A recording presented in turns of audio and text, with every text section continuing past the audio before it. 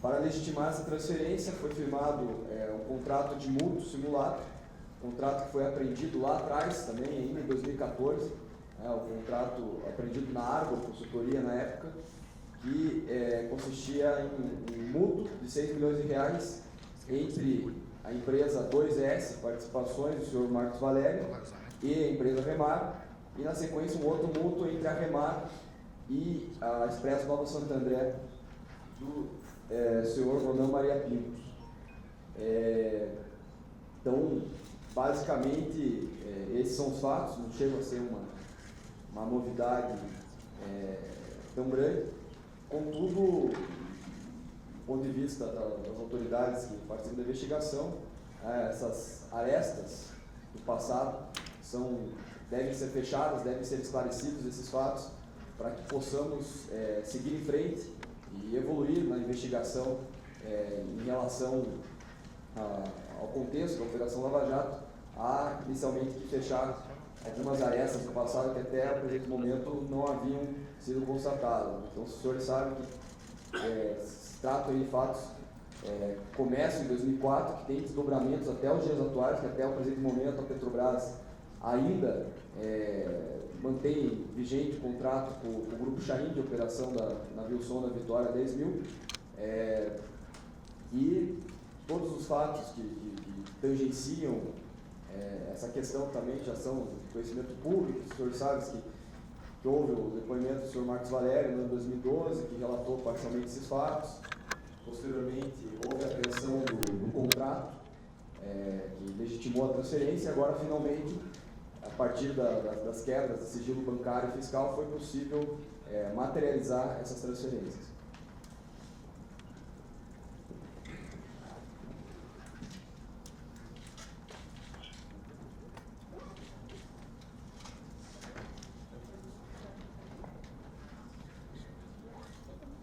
Abrir para perguntas, né? Bom dia, Rafaela Moron, TV Record. A gente ouviu então o caminho do dinheiro referente a esses 6 milhões de reais. Eu só queria saber o seguinte: se identificou o que aconteceu com o restante dos outros 6 milhões de reais e se os beneficiários todos, as pessoas físicas e também as empresas mencionadas através desses repasses, que teriam dívidas, supostas dívidas com o Partido dos Trabalhadores. Fiquei com essas dúvidas, por favor.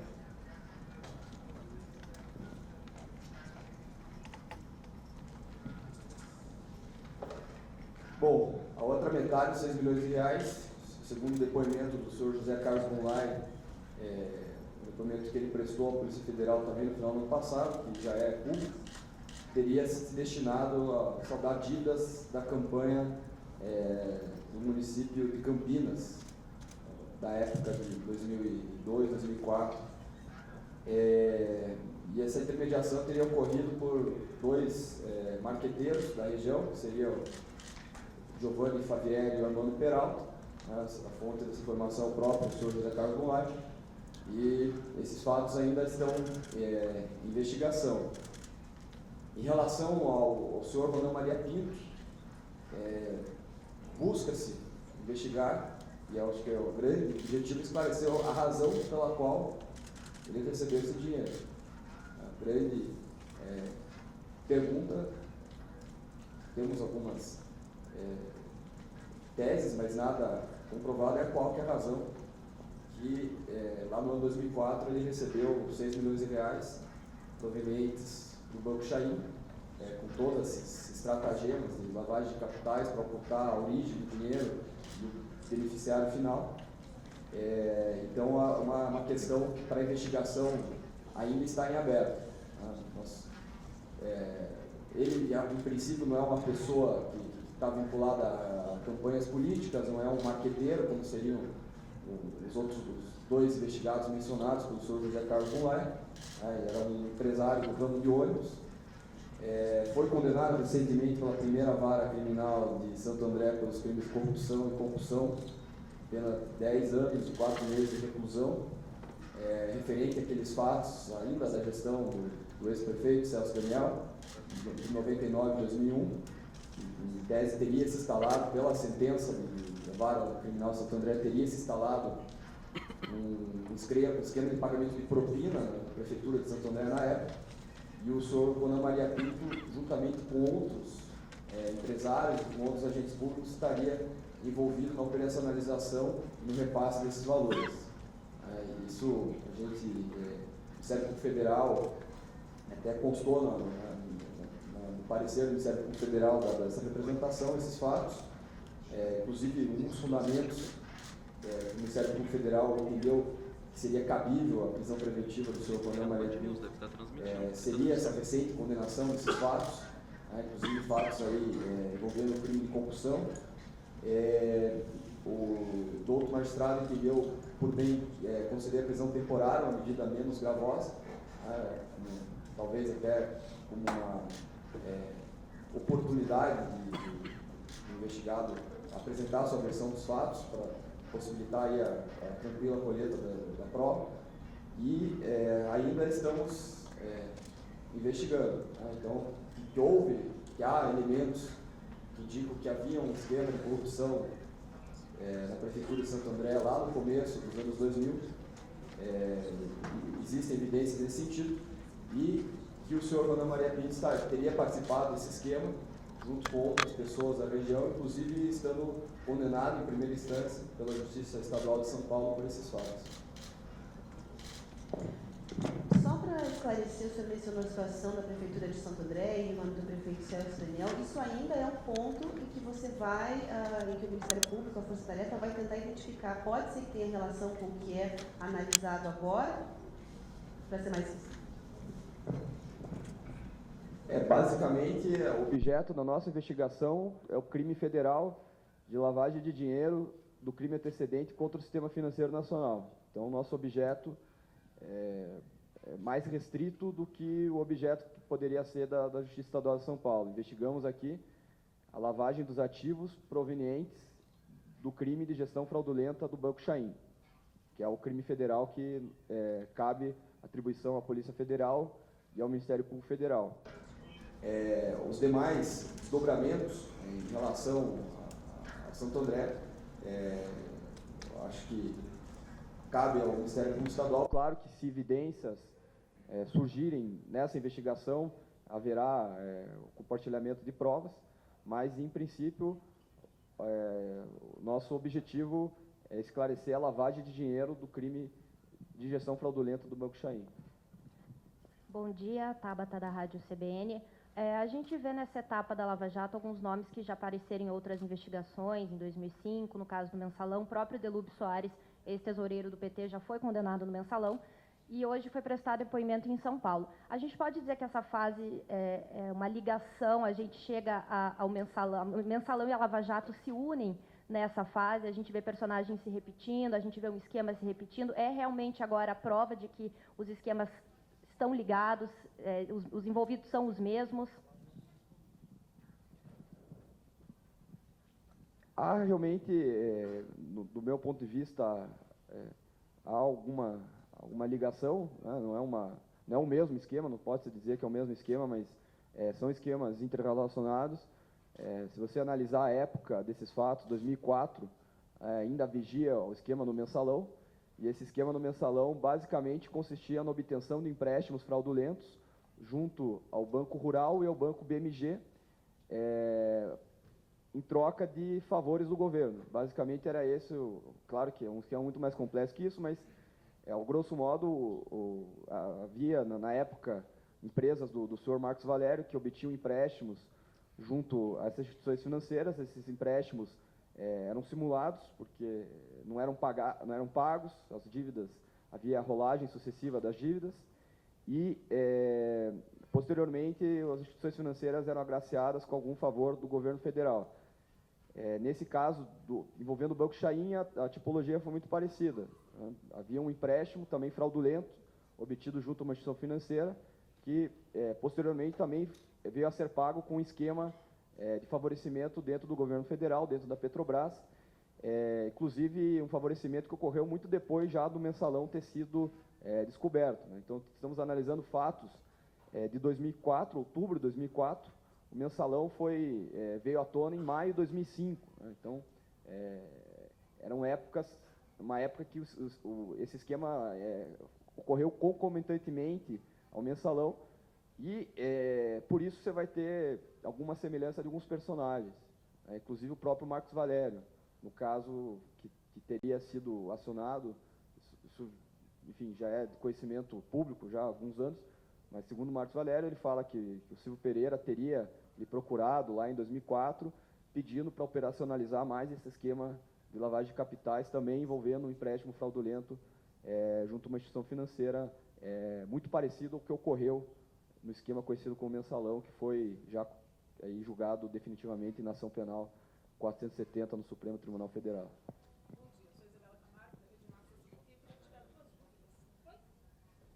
Então, desculpe. Bom dia novamente, eu sou Isabela Camargo, da Rede Massa SBT.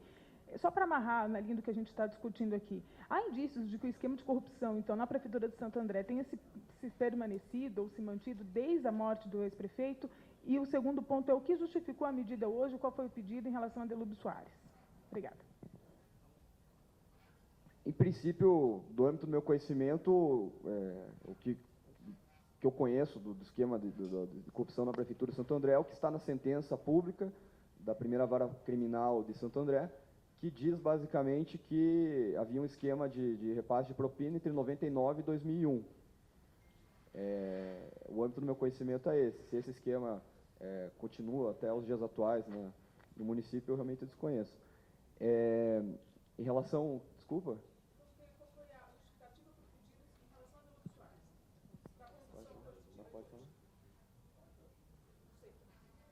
Então, basicamente, o senhor Delúbio Soares foi citado pelo senhor José Carlos Bunlai, pelo senhor Salim Chaim e pelo senhor Sandro Tordim como a pessoa que representou os interesses do Partido dos Trabalhadores junto ao Banco Chaim para a obtenção desse empréstimo fraudulento. Então, o senhor Salim Chaim fala que o senhor José Carlos Bunlai foi acompanhado do Delúbio Soares, que explicou que aquele empréstimo era um empréstimo que tinha apoio do partido, inclusive que o senhor Salim iria receber uma sinalização da Casa Civil nesse sentido, e o senhor Salim fala que recebeu posteriormente uma ligação do senhor José Dirceu. Essa versão é corroborada em parte pelo senhor José Carlos Bunlai, que diz que o Delúbio estava ciente, que em pese, na versão do senhor José Carlos Bunlai, Delúbio Soares não teria participado diretamente da reunião, mas estaria ciente dos fatos, realmente estaria aí representando os interesses do Partido dos Trabalhadores na oportunidade. Na época ele era tesoureiro do partido, se não me engano, e também a versão de que ele participou dessa operacionalização também é dada pelo senhor Sandro Tordim, que era então presidente do Banco Chaim. Então a medida de hoje uma medida de busca e apreensão e condução coercitiva para esclarecimentos, visa esclarecer realmente essa participação do senhor Delúbio Soares. São 3 fontes independentes que indicam que ele participou da obtenção do empréstimo junto ao Banco Chaim. Bom dia, Alana, do Portal G1. 2 perguntas. Eu queria entender melhor essa quitação do empréstimo, né? Como assim ele foi pago por meio de contrato com a Petrobras? E também queria saber qual que é o papel do Silvio, né, o ex-tesoureiro ou ex-secretário-geral do PT nesse esquema. Bom, esse empréstimo, formalmente, isso aí já foi objeto de denúncia no final do ano passado, que a investigação da Polícia Federal, do Ministério Público Federal, descobriu, foi que, basicamente, formalmente, o empréstimo foi pago mediante uma dação e pagamento de embriões de gados de elite. Tem já essa história um pouco antiga. Formalmente, foi assim que foi pago o empréstimo originário do Banco Chaim com o senhor José Carlos Bunlai. Contudo, essa dação e pagamento foi simulada, uma versão fantasiosa, inclusive o próprio José Carlos Bunlai já confirmou que não houve entrega de embriões para o Grupo Chaim. O que houve, na realidade, foi um esquema de camuflagem no interior do Ministério Público Federal, um esquema de lavagem de capitais para camuflar a real forma que esse empréstimo seria pago, que era favorecendo a Chain na contratação direta da operacionalização do navio sonda em 2009, ok? Em relação ao senhor Silvio José Pereira, as investigações apontam que ele era uma pessoa muito próxima ao senhor José Dirceu, inclusive participou, era secretário-geral do partido, posteriormente ocupou cargo junto ao governo federal. As investigações apontam que ele foi um dos responsáveis por toda a distribuição de cargos do início do governo federal, em 2003. E nesse esquema específico, o senhor Marcos Valério fala que foi ele a pessoa que procurou o Marcos Valério a fim de intermediar esses valores, possibilitar a transferência desses repasses. Então, ele seria uma das pessoas responsáveis por arquitetar esse esquema de lavagem de capitais e, posteriormente, outras evidências da Operação Lava Jato mostraram o envolvimento dele com outros fatos, inclusive mais recentes, né? O senhor, por exemplo, Fernando Moura, afirmou que ele, em tese, receberia aí recursos da empreiteira OAS para que não falasse o que sabia do mensalão. Isso aí está na nossa representação, e realmente foram identificados pagamentos da OAS em favor da empresa do senhor Silvio Pereira, pagamentos que, em princípio, não foram identificados serviços prestados, pagamentos em torno de R$500 mil, cujos serviços de contrapartida não foram identificados, e, fora isso, ainda tem aquela rumorosa história do veículo Land Rover que ele teria recebido no ano de 2003 como favorecimento da empreiteira GDK, em tese por uma obra dentro da Petrobras.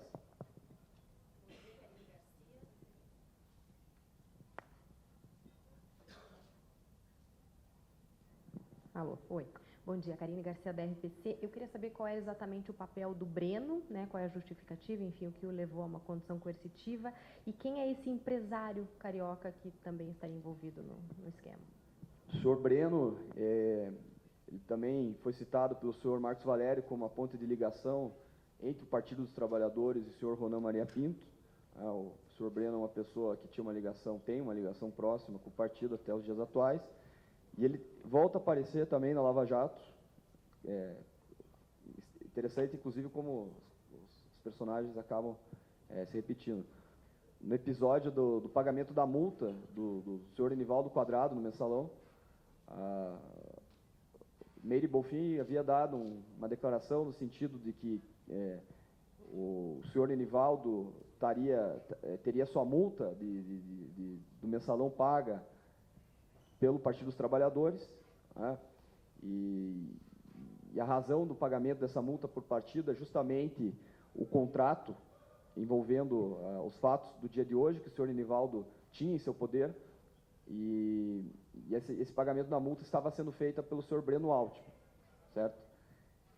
Isso até recentemente, 2013, 2014.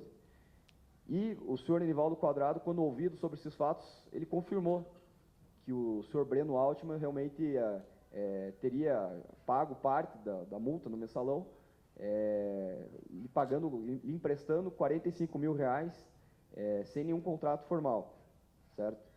Então, nesse ponto havia foi constatada a veracidade dessas alegações, né? Então, o senhor Breno Altman, além do envolvimento, ser apontado como participante dos fatos, lá em 2004, tem esse episódio do pagamento da multa do senhor Enivaldo Quadrado, e que busca-se identificar a origem desse dinheiro. Pelo que sabemos, foi um dinheiro pago em espécie, e ainda não foi possível identificar a origem desses recursos, que o próprio Enivaldo Quadrado confirma que foi pago.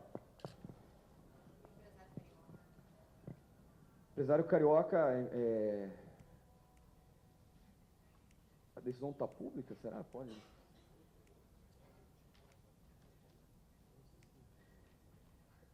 eu prefiro esperar a decisão, vai constar na decisão, porque não tem a gente, enfim, não foi objeto de medidas na data de hoje e ainda está sob investigação, então, a fim de preservar aí a identidade, por hora, eu prefiro não responder. Mas, basicamente, é um empresário que tinha uma empresa financeira e que operacionalizou essas transferências. Bom dia, Thaís, da Rede Mercosul, afiliada à Record News. Estamos ao vivo. Eu gostaria que os senhores comentassem sobre o nome da operação, por que Carbono 14, e com relação aos mandados de busca e apreensão, onde foram cumpridos e o que foi apreendido.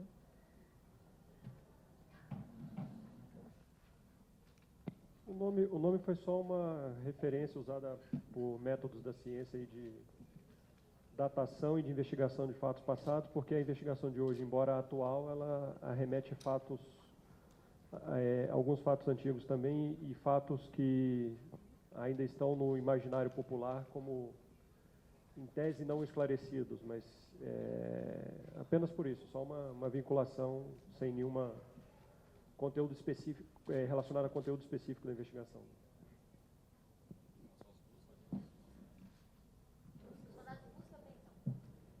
Sim, eu não peguei a pergunta. Mandados de busca e apreensão, onde foram cumpridos e o que foi apreendido?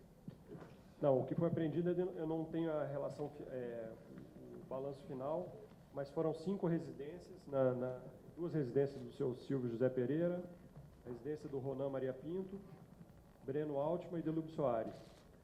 E nas empresas DNP Eventos, Diário do Grande ABC e Expresso Nova Santo André.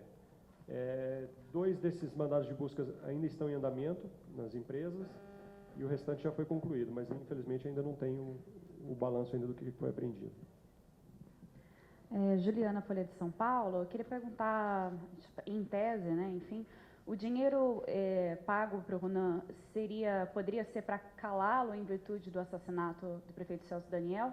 E queria também saber se essa nova fase pode gerar uma denúncia nova contra o Marcos Valério, que já está preso.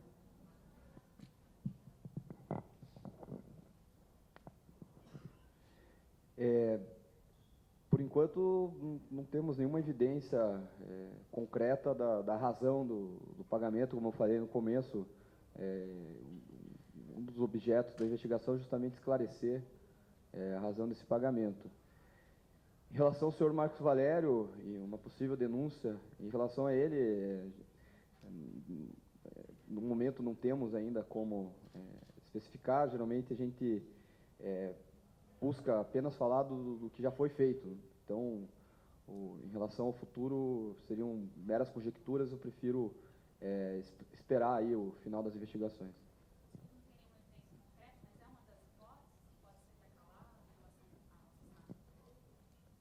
Eu acho que, por enquanto, esses fatos ainda são objeto da investigação e vai ser perquirido durante a investigação as possíveis hipóteses desse pagamento. Tiago Dantas, do jornal O Globo. São 2 perguntas. O Marcos Valério, em 2014, tentou fazer uma delação premiada com a PGR e parte dos acontecimentos que os senhores narraram aqui estão na delação dele. Então, eu queria saber primeiro se esse material colhido nos depoimentos do Marcos Valério pode ser usado aqui na Lava Jato também, ou se há algum tipo de intenção de ouvi-lo de novo sobre essas coisas. Inclusive, nessa tentativa de delação, ele diz que o motivo do pagamento para o Ronan Maria Pinto seria porque ele estava chantageando alguns políticos do PT, né, o Dirceu e o Gilberto Carvalho, inclusive. E a outra pergunta é sobre se a investigação já avançou em algum outro tipo de favor concedido pelo Banco Chaim, porque, por enquanto, o banco ofereceu esses 12 milhões para pagar as dívidas do PT, mas, em troca, teve um contrato de mais de 1 bilhão. Né? São valores muito diferentes. Tem algum outro tipo de atuação do Banco Chaim nesse esquema? Só para esclarecer, existe um depoimento prestado pelo senhor Marcos Valério, que foi utilizado como base dessa operação, mas um depoimento que já havia se tornado público, prestado há algum tempo atrás. Não diz respeito nenhum à colaboração premiada. Só esclarecer também, essa investigação, que pese tenha sido mencionado o depoimento dele, ela tem uma fonte independente. Né? inclusive o contrato que foi apreendido durante a Lava Jato, que é um contrato que o senhor Marcos Valério nega ter feito nessa declaração. Então, nessa questão. Não, o Banco Chaim, por hora, esse empréstimo de 12 milhões. Esse que é o objeto do Lava Jato, o empréstimo do senhor José Carlos Mulay. Quer complementar? Não, então só complementando, né? Então, na verdade, não tem... A questão do Marcos Valério está sendo investigada aqui em separado e não diz respeito a fatos ou tratativas de outras épocas. Em relação ao contrato do Banco Chaim, na verdade, o que você tem que entender é que o contrato de 1 bilhão, ele envolvia uma prestação de serviço, não era 1 bilhão de graça. Envolvia uma prestação de serviço. Dessa prestação de serviço havia, com certeza, um lucro do Banco Chaim, e esse lucro, possivelmente superior ao que seria um lucro realmente devido, é que foi utilizado para a quitação do empréstimo antigo.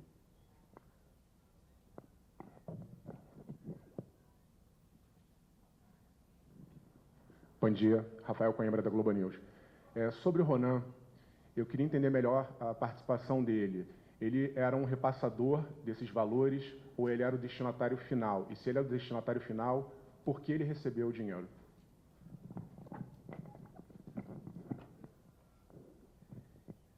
Ele era o destinatário final. O que a investigação concluiu até o presente momento, que metade desses 12 milhões, ou seja, 6 milhões, um pouco menos, na realidade, 5 milhões e 700, né, 300 mil foram comissões para as pessoas que participaram da personalização dos valores, teve o senhor Ronan Maria Pinto como destinatário final. Como mencionei já no começo, a razão pela qual ele recebeu esses valores a grande pergunta que a investigação pretende responder. Até o final da investigação pretendemos, Polícia Federal, Ministério Público Federal, pretende descobrir a razão pela qual ele recebeu esses valores. Como mencionei, ele, em princípio, não era um marqueteiro de campanha que justificaria o repasse de valores para pagar dívidas de campanha, como seria o senhor Armando Peralta e Giovanni Favieri, que, de acordo com o depoimento do senhor José Carlos Mulay, receberam a outra metade dos 12 milhões, daí sim para pagar dívidas de campanha do prefeito de Campinas na época. Ok? Lenise Klenk, da Rádio Band News FM Curitiba. Ainda insistindo um pouquinho nas motivações das duas prisões temporárias, né? Uma vez que vocês estão afirmando que não existe ainda evidências da razão desses pagamentos, quais que são as suspeitas de ilegalidade que se configuram para justificar as duas prisões? Se são, de fato, só a origem desse dinheiro e o fato de não ter sido quitado, ou se na destinação também há irregularidade. Há, portanto, contratos fraudulentos que estão sob suspeita. Quais são os motivos reais de suspeitas de crime envolvendo essas duas pessoas? Bem, em que pese a razão final do pagamento ainda não esteja totalmente clara, há constatação que houve uma ilegalidade nesse pagamento, que primeiro porque envolveu um crime de gestão fraudulenta e, posteriormente, por várias operações subrepetícias de lavagem de capitais com simulações de contratos de mútuo. No entender do Ministério Público Federal, esses fatos, por si só, caracterizam o crime de lavagem de dinheiro. Então, em que pese a motivação final do repasse desses valores ainda esteja sob investigação, o simples repasse, mediante estratagemas de simulação, já caracteriza o crime de lavagem de dinheiro. Somado a isso, ainda os dois detidos têm envolvimento em outros fatos relacionados a crimes contra a administração pública. Como mencionei, o senhor Ronan Maria Pinto já está condenado a pena de mais de 10 anos por crimes contra a administração pública na Justiça Estadual de Santo André, responde a outros processos criminais, também por crimes contra a administração pública, crimes contra a ordem tributária, inclusive por fatos bem mais recentes, 2011, 2012, 2013. E o senhor Silvio José Pereira, paralelo a esses fatos que hoje apuramos, paralelo ao objeto principal da investigação de hoje, também há suspeitas de que ele foi um dos beneficiários do dinheiro de corrupção da Petrobras, da parcela que cabia ao Partido dos Trabalhadores. Então, há um conjunto de evidências relevante que, no entender do Ministério Público Federal, legitimou um pedido de prisão. Inclusive, o pedido de prisão originário foi um pedido de prisão preventiva, como mencionei. O juiz entendeu que seria o caso de prisão temporária. Tabata, Rádio CBN novamente. Eu queria falar um pouco sobre o jornal diário do Grande ABC. Isso está sendo investigado também nessa etapa. A compra do jornal por parte do Ronan Maria Pinto teria sido com dinheiro, parte do dinheiro que ele recebeu, desses 6 milhões, ele usou uma parte desse valor para comprar as ações desse periódico também? Como é que está a investigação nesse sentido? Obrigada. Sim, a resposta é sim. Uma parte do dinheiro foi utilizada para a compra desse jornal. Inclusive, uma parte do dinheiro foi repassada diretamente ao empresário que estava vendendo o jornal, o controle acionário, que o Ronan já teria algumas ações do jornal. Contudo, ele ainda não detinha o controle acionário, salvo engano, ele detinha 20% das cotas, e ele tentava comprar os outros 40% para passar a deter o controle acionário desse jornal. E, de fato, o jornal foi adquirido. Uma parte desses valores que saíram do Banco Chain, inclusive, foram diretamente para a pessoa que estava vendendo as ações do jornal diário do Grande ABC, e em que pese outra parte não tenha sido repassada diretamente, houve o repasse de valores para a Expresso Nova Santo André, e a Expresso Nova Santo André, por sua vez, repassou os valores para o empresário que estava vendendo as cotas, as ações do jornal diário do Grande ABC. Então, portanto, não há dúvidas de que uma parte desses valores foi, sim, utilizada pelo senhor Ronan Maria Pinto para comprar o controle acionário desse periódico. Alana, do Portal G1, de novo. Eu queria saber ainda sobre o empréstimo, se o José Dirceu intermediou, se ele teve alguma participação aí. Segundo o senhor José Carlos Bunlai,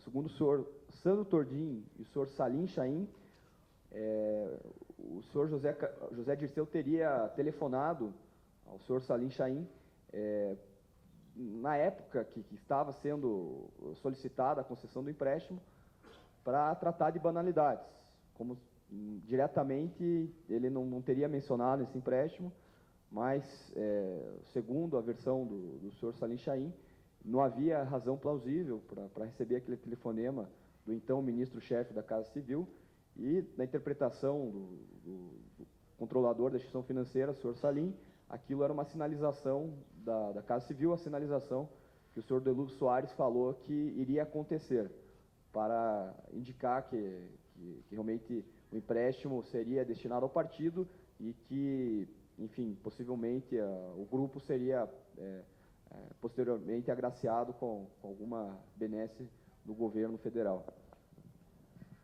Bela Megali, da Folha de São Paulo. Essas informações que o José Carlos Bunlai concedeu foram depoimentos prestados durante o período que ele estava preso, ou ele prestou algum tipo de colaboração com a Força-Tarefa? Essa é a primeira pergunta. E a segunda é por que nenhum executivo do Grupo Bertin, que também fez parte aí dessa rede de fraudes, não foi envolvido nessa operação, e se eles estão prestando algum tipo de colaboração com vocês? O senhor José Carlos Bunlai prestou esse depoimento à Polícia Federal ano passado, não na condição de colaborador, na condição de então investigado, depoimento espontâneo, não colabora com as investigações no presente momento.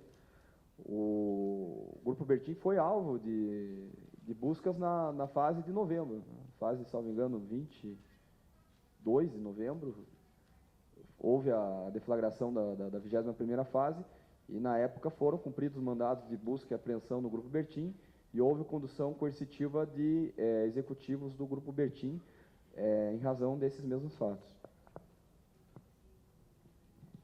Tiago, do jornal o Globo. Os senhores comentaram muito sobre os motivos que levaram ao pedido de prisão, tanto do Silvio Pereira quanto do Ronan. E ao falar do Silvio, se detiveram muito em fatos já conhecidos da história, inclusive da participação dele no Mensalão. Eu queria saber, neste caso específico do empréstimo, o Silvio Pereira, qual foi a atuação do Silvio Pereira para formalizar esse empréstimo? O que ele participou nesse caso? Bom, em princípio, como mencionei, pela versão do senhor Marcos Valério, foi ele a pessoa incumbida de arquitetar o esquema que culminou com a concessão do empréstimo e com os repasses para o senhor Ronaldo Maria Pinto. O senhor Marcos Valério fala que Silvio Pereira lhe procurou em meados de 2004, falando que havia necessidade de operacionalização de outro pagamento em favor do partido. Na mesma época, se os senhores pegarem a denúncia do Mensalão, constava que o Silvio Pereira já acionava o Marcos Valério para realizar alguns pagamentos em favor do partido no esquema do Mensalão. Então, havia já uma conexão muito forte entre o Silvio Pereira e o senhor Marcos Valério. Então, os indícios apontam que, realmente, em razão da própria esquema desbaratinado no Mensalão, que envolvia também Silvio Pereira e Marcos Valério, o senhor Silvio Pereira foi quem acionou o senhor Marcos Valério, que chegou, inclusive, a firmar um contrato de mútuo simulado com essa empresa do Rio de Janeiro. Mais alguma pergunta? Lenise, da Band News, aproveitando que o senhor mencionou o caso do Mensalão, como que essas duas investigações elas se separam para que essas pessoas que já foram investigadas no Mensalão, já foram eventualmente até processadas, não voltem a responder no caso aqui desta investigação pelos mesmos crimes? Como que essas duas situações se separam, já que alguns desses fundamentos têm relação ainda com o Mensalão? Bom, como mencionei no começo, são investigações autônomas. O Mensalão consistia, pelo que foi julgado pelo Supremo Tribunal Federal, consistia num esquema de compra de apoio político por intermédio de empréstimos simulados do Banco Rural, o Banco BMG. Aqui estamos investigando um esquema, um mega esquema de corrupção envolvendo desvios da Petrobras. Então, são esquemas autônomos. Nesse caso, tem uma peculiaridade que seria também a utilização de uma instituição financeira, que seria o Banco Chaim. Contudo, há uma conexão forte da utilização dessa instituição financeira com a Petrobras, porque enquanto no Mensalão os empréstimos eram pagos com favores do governo para a instituição financeira, no nosso caso, o empréstimo foi pago mediante um favor da Petrobras. Então, são coisas totalmente diferentes. Juliana, Folha de São Paulo, novamente. Uma dúvida sobre o pagamento da OAS para o Silvio Pereira. Há alguma prova de que o Silvio pediu o dinheiro? Pergunto isso porque a pena dele foi suspensa e ele não poderia voltar a delinquir. Se há algum indício disso, poderia atingi-lo na condenação anterior do Mensalão. E uma outra pergunta, se pudesse esclarecer, no começo o senhor estava explicando os outros 6 milhões que foram para a campanha de Campinas. Queria saber como foi camuflado o dinheiro até chegar a isso. Sim, em relação aos pagamentos da OAS, em princípio, o que a investigação concluiu até o presente momento é que não há causa legítima desses pagamentos. Inclusive, esses pagamentos corroboram uma versão do senhor Fernando Moura, no sentido de que havia uma espécie de mesada que era paga para alguns correligionários do partido, inclusive para o próprio Fernando Moura, para, em tese, não delatar fatos envolvendo o Mensalão. Então, em princípio, esses pagamentos se inserem nesse contexto, à luz do que tudo que já foi comprovado durante a investigação Lava Jato, né, a sistemática de pagamentos para a empresa por prestação de serviços simulados. Então, entendendo o Ministério Público Federal, há indícios que realmente esses pagamentos diziam respeito a essa vantagem devida. Em relação aos outros 6 milhões, os fatos seguem sob investigação e, por enquanto, ainda a investigação é sigilosa, então eu não posso dar mais detalhes sob pena de prejudicar.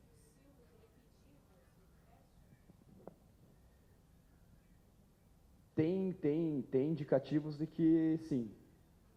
De que tem alguns indicativos que sim. Ao final da investigação haverá, enfim, mas todas as evidências apontam que naturalmente ele tinha conhecimento e participou diretamente da obtenção desses valores junto à OAS. Bela Megali, da Folha, novamente. Para mim não ficou muito claro. Vocês chegaram a tomar o depoimento do Marcos Valério, não uma delação premiada, mas o depoimento, vocês chegaram a tomar um depoimento dele que embasou essa ação? E se sim, quando foi? Se poderia dar mais detalhes? Não foi tomado o depoimento do Marcos Valério. O que existe é um depoimento já público, um depoimento prestado em 2012, pouco depois, aquele mesmo que os senhores já conhecem. Desde então, não houve mais contato com o senhor Marcos Valério.